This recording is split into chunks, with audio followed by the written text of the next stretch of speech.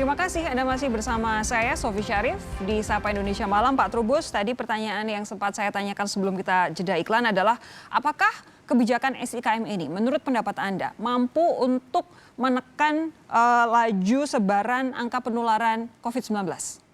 Iya, menurut saya mampu, Mbak. Mampu dalam arti bahwa bisa kita bayangkan andaikan tidak ada ISKM, itu masyarakat berbondong-bondong datang ke Tentu, Jakarta dan tentu. mereka menularkan kan gitu. Nah, ini yang menjadi masalah di situ. Karena itu dengan adanya syarat itu tadi, menurut saya malah justru ini bisa menekan angka penyebaran COVID. Dan itu juga nggak menimbulkan kecemburuan sosial juga gitu. Maksudnya apa? Bagi mereka-mereka ini terbagi jadi tiga, ada masyarakat yang tidak mudik, ada masyarakat yang mudik, ada masyarakat yang wait and see juga gitu ya. Nah ini masyarakat yang tidak mudik ini kan jadi rasa cemburu nanti gitu loh. Mereka kok bisa pulang dengan mudiknya gitu, sementara saya mau mudik nggak boleh. Lah ini menurut saya sudah bisa berjalan, nah, tetapi yang jelas kan tujuan kita adalah memutus mata rantai penyebaran COVID. Yang bisa kita lihat adalah di DKI Jakarta ini bisa tertahan lah setidaknya gitu. Jadi sampai hari ini penyebarannya tidak begitu kencang. Anda bayangkan aja misalnya kalau itu mereka orang-orang mudik ini, terutama mereka yang merasa heroik sampai ke Jakarta gitu kan, dengan tujuan yang tidak jelas terus di sini menyebarkan. Nah ini yang berbahaya kan di situ. Karena itu dengan adanya kebijakan SKM dan ini nanti kemudian perlu dievaluasi karena persoalannya SKM sendiri kan selama ini hanya per orang itu yang jadi sulit kan gitu. Jadi bagaimana nanti kalau misalnya diatur bisa gelundungan gitu ya, bisa satu rombongan misal untuk perjalanan yang sifatnya bisnis atau perjalanan rombongan. Nah ini perlu juga dievaluasi dan juga beberapa hal karena pengurusannya juga agak ribet itu kan kemarin itu ada karena internetnya down segala. Jadi menurut saya ini hal-hal yang perlu dievaluasi, tetapi pengaruhnya terhadap penyebaran COVID sendiri menurut saya cukup signifikan menurut saya, Pak.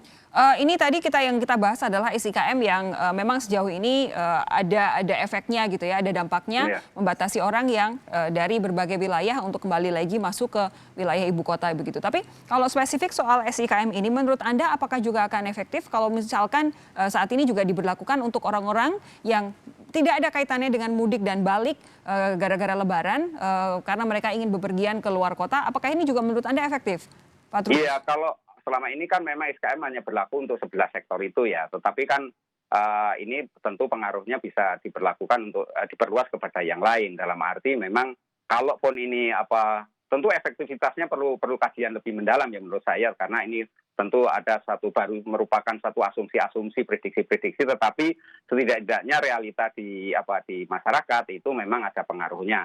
Nah tentu ini nanti perlu diperluas kalau misalnya orang meninggalkan Jakarta, nah ini bagaimana pengaruhnya kan. Tapi setidaknya dengan adanya SKM atau bagi mereka yang tidak punya SKM memang kan nggak bisa masuk ke sini ya, otomatis kan tertahan mereka, karena tertahan. Nah ini kemudian menurut saya yang perlu ditingkat itu daerah penyangga, Mbak. Jadi daerah penyangga ini kan ada beberapa yang menampung istilahnya dari mereka-mereka yang ingin hendak ke Jakarta. Ada 11 titik di DKI Jakarta yang selama ini cukup efektif, cuman persoalannya kan pemeriksaannya itu di tangan Satpol PP sama Dishub gitu ya. Sementara kepolisian kan posisinya hanya membackup. Nah ketika memeriksa ini kan apakah dengan ketelitian itu QR yang ada bisa diperiksa, jangan-jangan ada pemalsuan. Sampai hari ini memang belum ada seperti laporan Bapak tadi. Tadi kata Pak Benyamin belum ada. Iya, belum ada. Tapi kan tentu ini juga perlu dikaji ditelah lebih lanjut.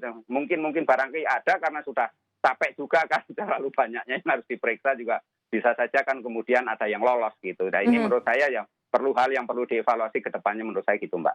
Pak Benyamin, ini kan sejauh ini kebijakan SIKM ini masih akan berlangsung sampai dengan tanggal 7. Soal lanjut atau tidaknya kita akan bahas nanti. Tapi yang ingin saya tanyakan terlebih dahulu sampai dengan tanggal 7, apakah akan ada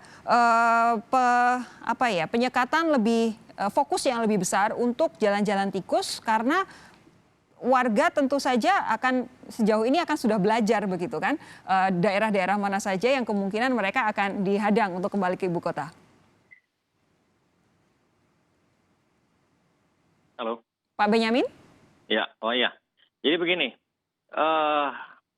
PSBB yang dilaksanakan oleh DKI kalau tidak salah selesai tanggal 4 ya. Kemudian dari gugus tugas COVID-19 itu menyampaikan meminta batas untuk siaganya itu sampai dengan tanggal 7. Betul. Kemudian Polri memperpanjang operasi ketupat sampai dengan tanggal 7. Jadi kita akan melakukan penyekatan ini hanya sampai dengan tanggal 7. Saya pun mensosialisasikan bahwa bagi masyarakat yang akan kembali ke Jakarta nanti saja setelah lewat tanggal 7. Artinya setelah tanggal 7, bila tidak ada perubahan lagi ataupun kebijakan lagi dari pemerintah, baik itu pemerintah pusat ataupun pemerintah daerah, kita hanya sampai tanggal 7 saja melakukan penyekatan. Tetapi apabila di kemudian hari ada peraturan baru ataupun keputusan dari pemerintah pusat atau pemerintah daerah untuk memperpanjang penyekatan, kita siap melakukan. Oke. Gitu. Itu kayak yang sampai tanggal 7. Tapi bagaimana saat ini, dari hari ini sampai dengan tanggal 7 nanti, pengawasan untuk jalur-jalur tikus, Pak Benyamin, apakah dengan melihat ada yang sudah berhasil lolos masuk ke Jakarta akan diperkuat lagi? Kita melakukan penyekatan tetap dengan sejumlah 146 titik itu untuk arus balik, Mbak. Jadi tidak ada penambahan kekuatan lagi, tidak ada penambahan pos penyekatan. Jadi kita menganggap ini sudah efektif ya untuk melakukan penyekatan-penyekatan terhadap kendaraan-kendaraan ataupun orang-orang yang akan masuk Jakarta.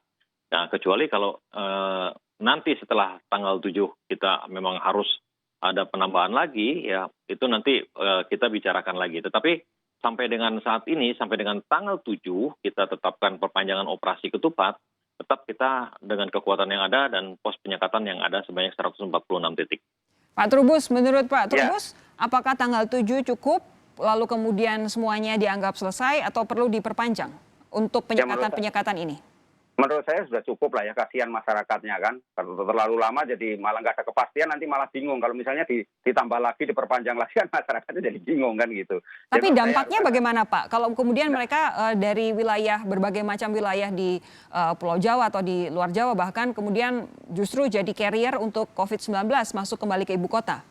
Nah inilah yang harus dilakukan adalah kebijakan peran serta masyarakat kan. Jadinya memang di sini kemudian nanti RT RW itu harus melakukan pendataan yang benar kepada mereka-mereka yang sudah pulang gitu, yang balik, sehingga di sini kemudian ada langkah-langkah terutama untuk melakukan apa yang dinamakan dengan karantina gitu ya. Jadi di karantina mereka-mereka itu. Karena kalau misalnya nggak ada kepastian nanti tanggal 7 belum, nanti masih tambah lagi seminggu lagi atau 14 hari lagi.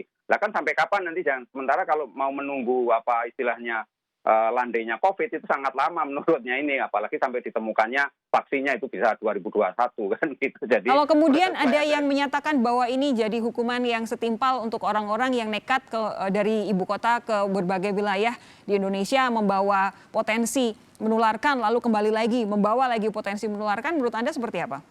Ya itu asumsi yang menurut saya sah-sah saja, dalam arti bahwa yang penting langkahnya adalah mereka dikarantina. Seperti di